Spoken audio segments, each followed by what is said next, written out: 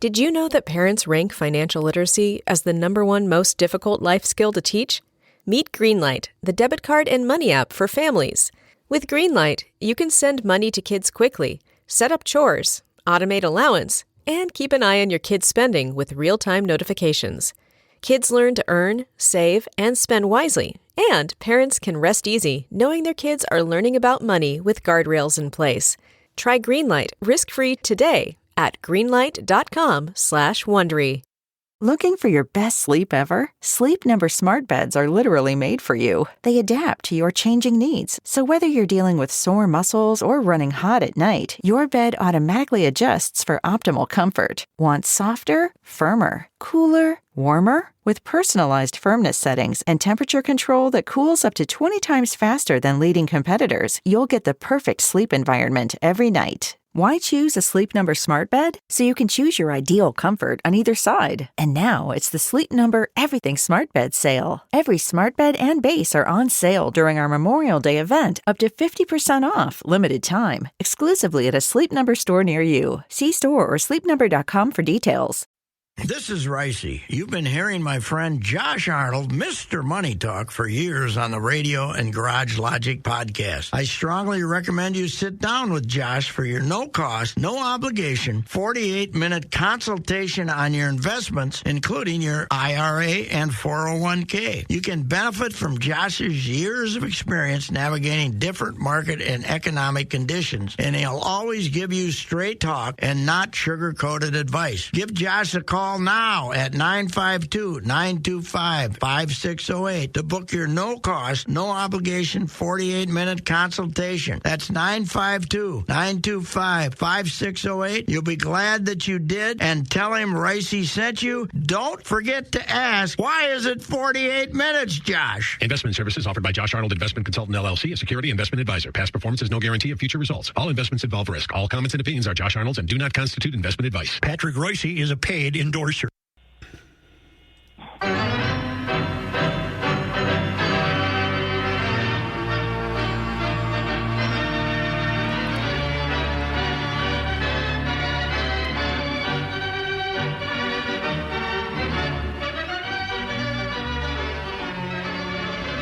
Is this the rare Wednesday night edition of Monday Night Sports Talk? Yes, and without the mayor too. It's a very rare. It's a rare thing, but what the heck?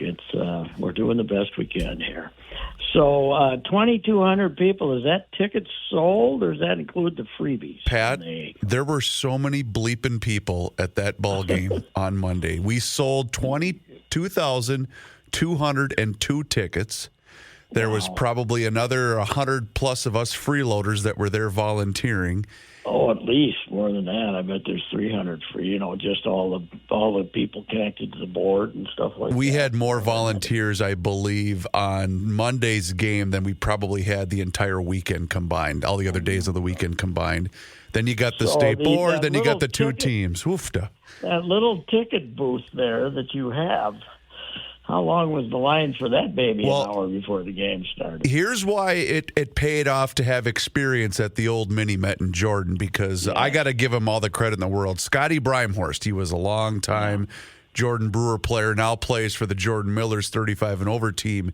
He had the spool ready, so anyone that had cash, he was walking down the line, baby. He said, really? Cash here, and you go to that end of the line. And they ran, between him and the other Miller volunteers, they ran a tight ship. In fact, we got a lot of compliments about how well they ran the ticket booth at the beginning of the game. Charging, what, 10 to get in, 5 to get in? $10 to get in, $1 for kids, $1 for kids. 10 for cash, 10 cash. Let's go here. Yep. That's good. That's the way to go. What the heck? But it was. I know you were. So Waconia has a following. I've kind of seen that as a suburban town that wouldn't really care about town team baseball. Well, what's neat about them is I remember my first year with Chanhassen. So go back to 2010. And we pull up to their field, which is still the same area that it is now, but the ballpark around it is a fortress. But back then, it was just one little rickety aluminum stand, and they had a good team. But they're pumping out so many kids that are playing baseball these days in Waconia. How much is that town growing? Oh, God. They're probably out of space, though, right? I mean, they're not. I don't know how big their footprint is, but well, it's nice to know that they have a following too. I was thinking that you had to be a little more country than them to have a real following. They're about as good as it's going to get, considered, as far as a what would you call it, a city dwelling team. I mean, Chaska does well too, but Waconie's pretty new onto the scene. But they do draw well. They do draw beautiful. Well. I was out there twice when they hosted it a couple of years. 3 year before you guys? Yep, 21. Summer of 21 with Chaska. It's a fantastic ballpark they built out there. But you're right. You want to go and look, or you want to go take a walk around the ballpark. You ain't getting in unless you got an appointment because they got that baby locked up. They don't trust their citizens, I guess. Nope. No, they do not. But it is amazing to see just kind of the growth from teams like those guys and some of the other startups. I know Buffalo had their first real big run, and they lost to Waconie in the semifinal. But there's kind of some new faces on the scene. Where are they getting their players from? I mean, Well, that area alone, too, is growing a little bit. Buffalo High School and things like that. Sure. But they're the ones that knocked out the heavy favorite Delano in their region. Well, actually, then when they beat Delano, then Delano got beat by Maple Lake. So that's right. Yes, that was an elimination game because they both had a loss going into that game, and then Maple Lake, got beat, right out of the chute by the draftee from Farming. But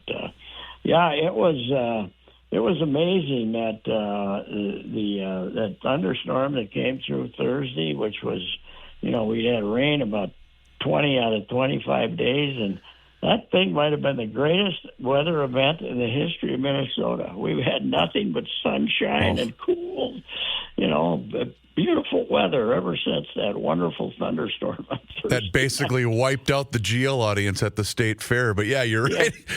Once that went through, man, it was spectacular all weekend long. I am hearing reports that if you went to were you at the fair Friday? Yes, we were. You were at the fair. Friday afternoon. And so it was gorgeous. So there was a mob there Friday, right? Yep, good crowd.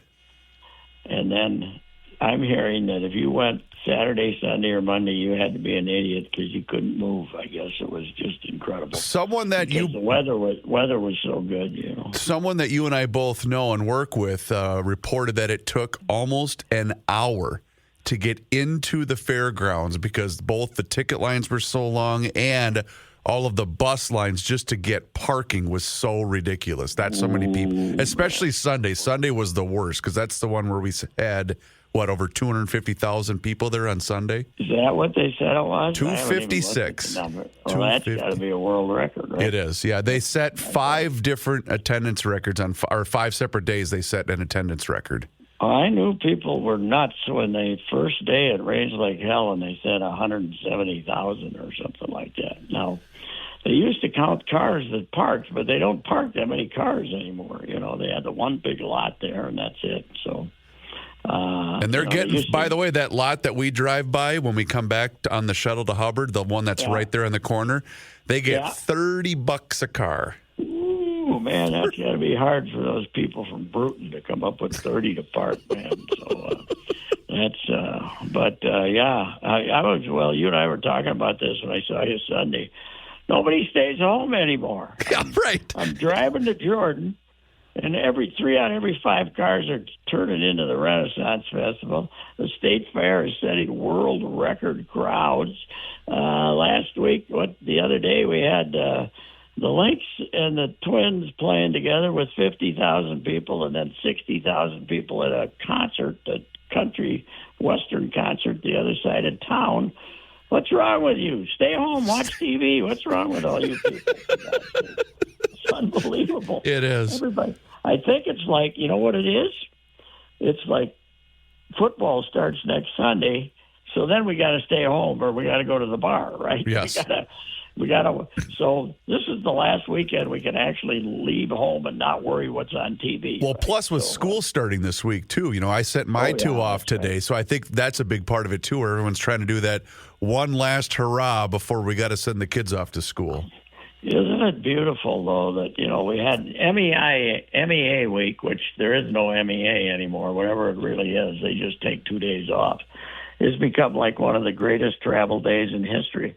Well, the other thing now is all the schools that always waited till after Labor Day to start on Tuesday, half these kids are out of town going some damn place, so now they're starting on Wednesday. They have to give them Tuesday off to get back from their vacation. I know my oldest had a e-learning day on the computer in our living room for Tuesday.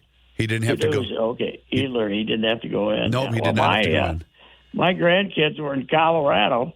They were coming back Tuesday morning, and I said, "You're going to skip school the first day?" No, it doesn't start till tomorrow. We're very tough today. So. Wow. I don't know. It's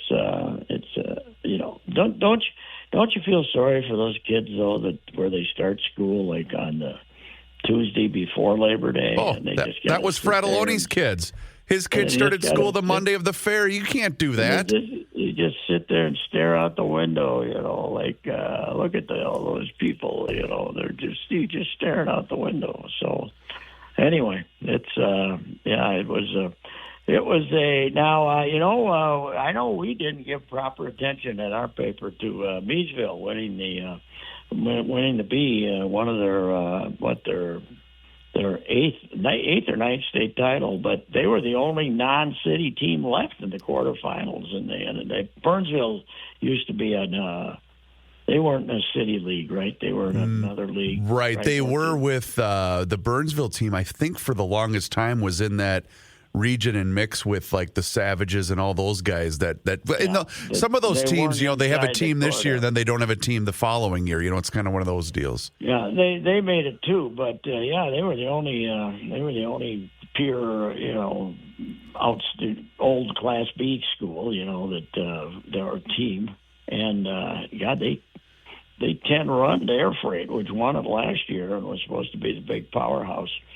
I saw a big feud going on between the air freight people and some fans who think they strut around a little too much, and they were very happy that they got beat. Have you watched it? Have you seen air freight play? They did not. I was at Jordan for the whole tournament, so I didn't get a chance to see them because I don't think, at least if it was one of the days I missed on the opening weekend, I don't think they played at the Mini-Met at all. I think they played in Belle Plaine and then also out in Green Isle, but I didn't get a chance to see those guys play. I don't know. Maybe they stick their chests out too much when they hit a home run or something. It's funny because I was talking to one of the players in Class C, and I won't reveal his name, but he just said, the baseball's really good. The atmosphere isn't as great as Class C. The baseball's really good, but boy, does the arrogance step up big time in Class B. Oh, yeah, big time. Yeah. Well, the Minnetonka, they had a split with Kevin Hoy, and they're the Monarchs now, and they got beat, I think, in the quarters. Maybe they got beat in the quarters, or maybe the semis. I don't know which, but quarters, I guess. But, yeah. Well, you know what, though? I'm very worried about next year. So am I. B is going to be A. Everybody in B is going to be A, basically, right? Yep. And so then your best C teams are going to be B, right? Yep. And then the quality of baseball, you put 80 teams in the state tournament now, and in this system, and 60 of them can play. 60 of them are pretty good. And they got the kid who goes to college or went to college and pitched for this team, and then you got the draftees, and everybody's the key to good baseball is having pitchers who can throw the ball over the plate, right? Mm-hmm. And I just think they're really screwing up because I think they're going to, by the time you get to the C championship next year, you might have, the last 6 or 8 teams might be good. But creating a system to get worse teams in the tournament is not smart, if you ask me. Well, I couldn't agree with you more, and I think the underrated aspect of what's going to happen, and I shared this with a couple of the board members, and I said, I get it. You want to give the little guy a chance. I completely understand their reasoning for wanting to do something a little bit different, but here's what's going to happen. The teams like Waconia, they get it. They probably understand, well, we got to win it this year because we're going to be a Class A team next year, right? Yes. But what's going to end up happening is your other teams, and I don't want to name names, but I'm just going to use them. I'll use us as an example. A team like Faribault, well, they move us up to Class A based on population or whatever. We can't compete with those teams. Yeah. And that's what I think is going to end up happening, Patrick, is a lot of those teams that are going to get bumped up a class or two, they're just going to fold. That's what's going to happen. Yeah, that might be. That might happen, yeah. Here's the other deal with me. And this, I was a buddy of Dick Putz, the drinking buddy when I was at St. Cloud, but he was the president of the board of directors. Sure. And he was insane about if you won, they hated you. He hated the Havel Hawks more than we hated Nazi Germany in 1940. And I mean, they've always, this whole thing of their whole system. Part of the assignment is success points. Well, why do we have success points?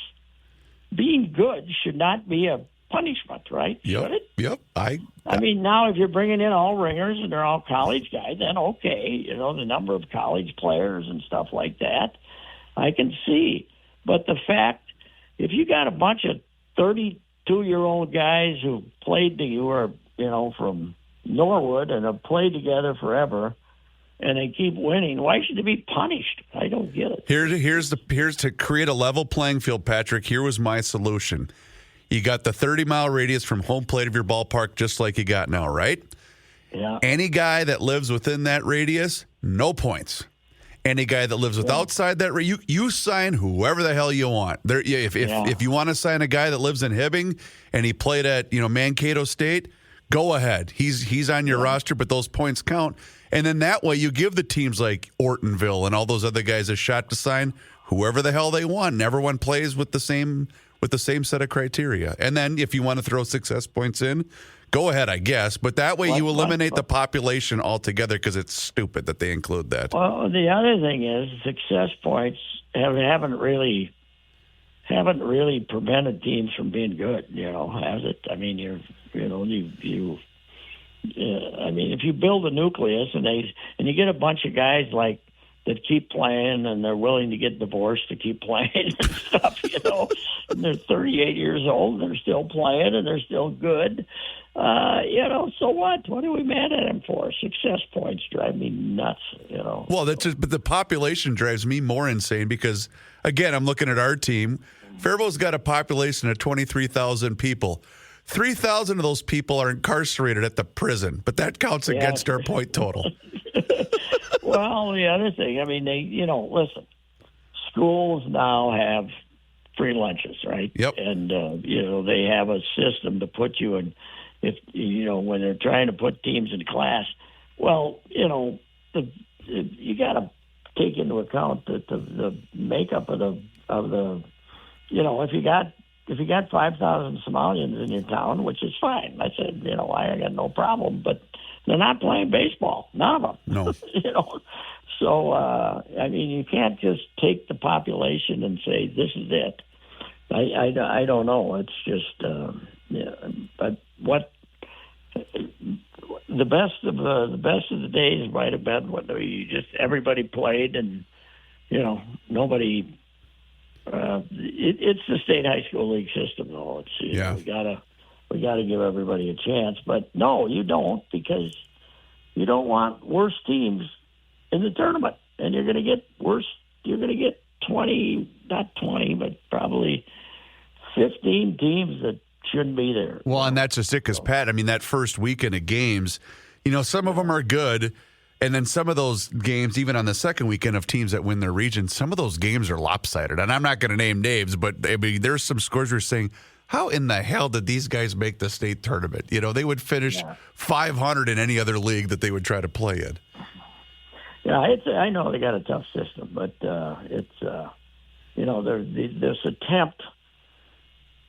This attempt at fairness is beating your head against the wall for, so some town that's only got 120 people in it and then it's got some farmers around there, but not as many as they used to, might get to make the state tournament. So what? They're going to get beat the first day game. And, right. So because I just worry about the teams folding in, because the last thing either amateur baseball or baseball in general needs is fewer guys and kids playing baseball. Oh yeah, and having them not played in big towns because you're punishing them for being in big towns. I don't think St. Cloud has an actual team, do they? No, but they fuel a lot of the programs. They do. Sartell and all those places. I know they do that, but Wade Park. But St. Cloud itself does not have a team. Nope. Does not have a team. And neither does Mankato, by the way. I think, well, no, I take that back. They just started one up this year, and I don't remember how well they fared playing town ball. Well, it's been I've always said that our good friend Joe Krieger. Yep. He's now a county commissioner out there in the Sibley County, and he was mayor of Green Isle forever. But when he was really involved in politics was when he's on the state baseball board. Much more political than any of those other jobs. The county commissioner. County commissioner is nothing compared to being on the state baseball board. He had to escape all that political pressure and actually go running for politics instead of being on the state board. When do we have the Hall of Fame thing? In the end of September? Usually end of September, early part of October is when they usually have that. Our friend Lon Berberet is going in. I'm going to have to make an appearance. And John Kowski finally talked his way in, too. So I saw Lon over the weekend. I always love BSing with him. I didn't see him this year. I was out there twice, but I didn't see him. All the days blend together, Patrick. I don't remember what day it was, but I remember talking to him for a little bit. He's a great guy. Lon a lot because all you had to do was find Driscoll. He was the straight man in the Evan Costello act, He was the straight man. I was remembering the last time I was in Jordan for the state tournament. It was 10 years. Why did they wait 10 years to go back to Jordan? Because the last time they were there before that was 10 years before that. They seem to be on that cycle. They're like the Louisiana Superdome for the Super Bowl. They get her about every 10 years. Yeah, well, they should have it about every 3. But anyway, the last time I was there, we had both Driscoll, and Driscoll, of course, famously, you guys, Faribault, were trailing Green Isle 8-0, and we left, and Driscoll said, a lot of game left. And he was right. Faribault rallied to win. And then, but Kermit Keeker was there too. Dana's father was one of these. He's passed away now, but he was one of my favorite human beings in the world because he was goofy. He was funny. So that was. But yeah, congratulations to Jordan and everywhere else. They had a. It was a good tourney. The quality of the ballparks is just unbelievable. I mean. Green Isle's better than it's ever been. Jordan's better than it's ever been. Belle Plaine, I didn't get down there. I've been there in the past. It's great. They're doing a great job in Belle Plaine, too. Shakopee's yard is just terrific. So, I mean, it's just that's not all these people are pull tabs funded, but plenty of them were to get baseball going again. So for sure. A good time was had by all, but now we're going to see if we can screw it up next year. The baseball board has managed to do it in the past, but I don't think they can screw it up completely. Let's hope not. Did you want to tell us about our friends at the Valley Group of GM dealers, sir, before we pause? Oh, certainly I would. I mean, I got to check in. I got to think. Well, wait a minute. Was the convertible you picked me up in on Sunday, was that from the Valley Group of GM dealers? Well, of course. It was of course. You know what I saw today, in fact? I was driving down the freeway in my convertible. I had to go do a couple of things before the highly rated Wednesday version of Monday Night Sports Talk. And I looked over, and there's an old guy driving the identical colored car of mine. Now, I couldn't tell whether he got it at Jim Paul and Jim Paul's Valley Group of GM dealers, but I hope he did. But kind of giving each other the thumbs up with two old guys in a car, But yeah, of course, that's my vehicle from Jim Paul. But I can't imagine how busy car dealers were this weekend. The fantastic weather, kids going back to school, trying to get those SUVs. You can take them to hockey practice and football practice and everything else. Right now, interest rates are low, 0.9, 1.9 for selected vehicles, and stock is complete. They got 4 different versions of SUVs for Buick, from good-sized ones to great big-sized ones. So, check them out. And also factory rebates, Reuvers are back too. So fantastic. It's a good time to be buying cars. And Jim Paul and Brett Paul's Valley Group of GM dealers, Hastings, and then my guys out in Apple Valley. I went by and checked with the fellas the other day. John Millay was picking me up out there to go down to Lanesboro, and but we had to take Millay's car because it was the State High School League car. But I would have loved to drive my convertible all the way down to Spring Valley on the weather like it was at. I love this thing in the summer. I got to tell you, it's great. It's great. All right, so that'll cause the pause right there. I got to ask you about Millay and high school football in general, because it kind of snuck up on us, right? We had the state fair, and for me, I got 2 kids playing travel ball. Then we got the state tournament to worry about, so it did kind of sneak up on us. But Thursday night, I got to take in the Jordan Hubman and the Marshall Tigers. But it's always great when you get that first night game for high school football, isn't it? It's just kind of here it is. I don't know. I had a blast Thursday, even though my Hubman fell to the Tigers. When was it? About 7-8 years ago, because of the people wanting to go to the lake on Labor Day weekend, that the game started to move from Friday to Thursday. So at least in the metro, there's probably more Thursday games than Friday. But the people who played Thursday had a hell of a time because of the big storm. If you played Friday night, it was perfect. Yeah, perfect. We went down to Spring Valley, and Spring Valley is merged with Wyckoff, which is a little tiny town, and they decided to call themselves Kingsland. And as much research as I could do, I don't know where the names come from. But anyway, they were playing who were they playing? They were playing a really good team, Leroy Ostrander, which is merged. Pacelli, the Catholic school in Austin, is really small now, and Lyle is really small. They didn't have enough kids to even have a 9-man team, so they're merged with them, and they probably got 7-8 more players on this Leroy Ostrander team. But these are 2 of the best 9-man teams in the state. And, 9-man's pretty good when the 9 players are pretty good, because they never leave the field. Sure. The same guys play the whole game. And both of them had some great players, and it was a fun game. And then, of course, Millay and I, John worked with us for 20 years, and then he went to work for the State High School League. And, we've stayed friendly, but we don't, get to talk much anymore. But it was about 4 hours in the car, a round trip, and a lot of somebody said they should have taped that, and I said, nah, too many offensive Sid stories. we could not have. We would have had to edit it severely if we would have done that. But yeah, that was fun. And God, it was a gorgeous night. Unfortunately, and when you're with Millay, you can't badmouth the officials, right? Right. Because the high schools are having so much trouble maintaining officials that John, every time he goes to an event, does a little, picture that sends out a photo of the refereeing crew and says thank an official. He's good. But this was Shane Hockley and 4 friends. Really? The first half took an hour and 20 minutes in 9-man football. We started at 7. It was almost 3 hours.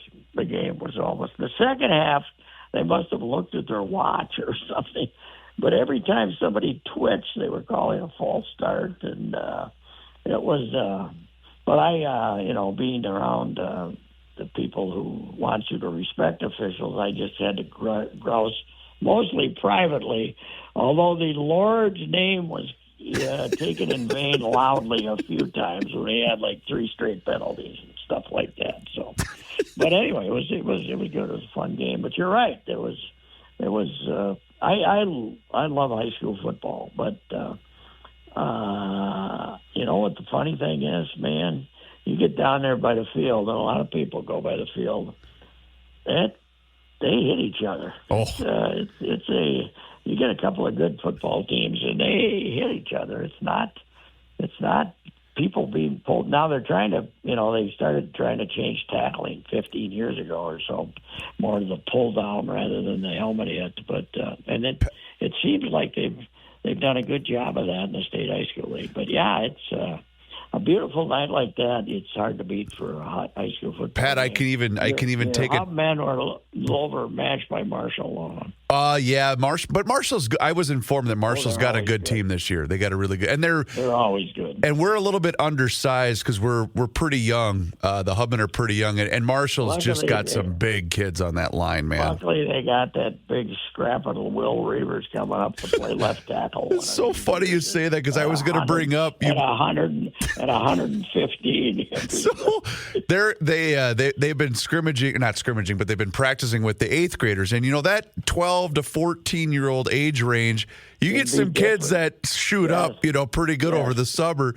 And so we're sitting there watching the scrimmage, and of course, I've got the neurologist mother of my 2 children sitting next to me. God, I can't believe she's letting this kid play. And he got his bell rung, and she kind of started to stand up. I said, "You sit down, because if you say a word, that's going to stick with him forever." I said, "He's fine. Just sit down. He's fine." But she can't help herself, right? Oh, God, no. Mothers watching their kids play. Well, mothers are probably the cause of football. Seems to have made a good comeback for numbers, though. I mean, it's not great. It's not like it used to be, and there's some places where there's no kids playing. But it's not a national movement to not play football anymore. No, so. I agree with you completely. Yeah. Are you catching the Viking fever at all yet? I mean, we're kicking her off on Sunday. Yeah, I know. I'll watch mostly the red zone, but I'll watch, and I'm not pessimistic. I'm not terribly. I think they're one of these mid-range teams, and I keep saying, Chris, the difference in talent between 2022 when they went 13-4. And 7-10 last year was minimal. I mean, Cousins got hurt, okay, but it was just they didn't win they won all the close games one year, and they didn't win any of the close games last year. And the same thing could happen this year. You could win a bunch of close games and go 11-6. That's the beauty of the league too. I think you've mentioned this more than once. There's 5 really good teams. There's 5 putrid teams, and everyone else is in the middle. And they got on Sunday, they'll have 12 games, right? Maybe you play one Thursday, you play one Monday, sometimes 2, and you play them various schedules. But 8 out of 12, well, you won't know who won with 2 minutes to go. Yep. It's not like having a 4-run lead in the 9th in baseball. The win probability is much different, according to ESPN, for football than it is for baseball in that situation. You mentioned that, Pat. You know what I forgot until this morning? How'd you like to be the family from Oshkosh that headed down to Brazil for the Packers' first game on Friday against the Eagles? Could you even imagine? And they won't let them in? No, well, I'm just saying, yeah. But they're recommending everybody, nobody leave the hotel. Because they've got so much crime there. It's unbelievable. Mom, Dad, what's wrong? What are they going to Brazil? What do they need to tap into the Brazilian market? The global reach. These greedy bastards. Unbelievable. Yeah, you're right. No, folks, we need you to stay at your hotel, and you got, Fred and Alice that want to head down to the local pub for a nightcap before the big game. Yeah, my wife spent 10 years ago. She went with her sister down to visit her niece in Buenos Aires for like a few days in a great town. But they basically said, don't ever place anything on a table or anything. Just don't, because somebody will snatch that thing in 4 seconds. So it's they're quick down there. You got to be careful. You got to be careful. Well, isn't that where? Oh darn it! I forgot his name. The pro athlete that was down there. Wasn't that where he was shot? Because him and his entourage, they went out. Maybe it was Was it during the Olympics? Is that what I'm thinking of? I can't remember. But yeah, that very thing happened. We got of course, we got the football player in San Francisco. Took the gun away from the guy and shot him back. So anyway, yeah, don't go out with an expensive watch anywhere. I guess that's the rule of thumb. Exactly. All right. Anywho, that's the Vikings. They'll win, don't you think? I think they beat the. Well, I think the Giants are going to be one of the 5 worst teams in the NFL this year. Yep, and proud of it. Damn it. So. All righty, sir. Who's really trying to be rotten? Who's that? They're doing everything. New England's doing everything. Oh yeah. To be rotten, aren't they? Oh yeah. Well, then they have the May kid, and he outplayed Brissett, and Mayo says, "Nah, we're still going to give Brissett the chance because he's earned it." Well, okay. No, they don't want him.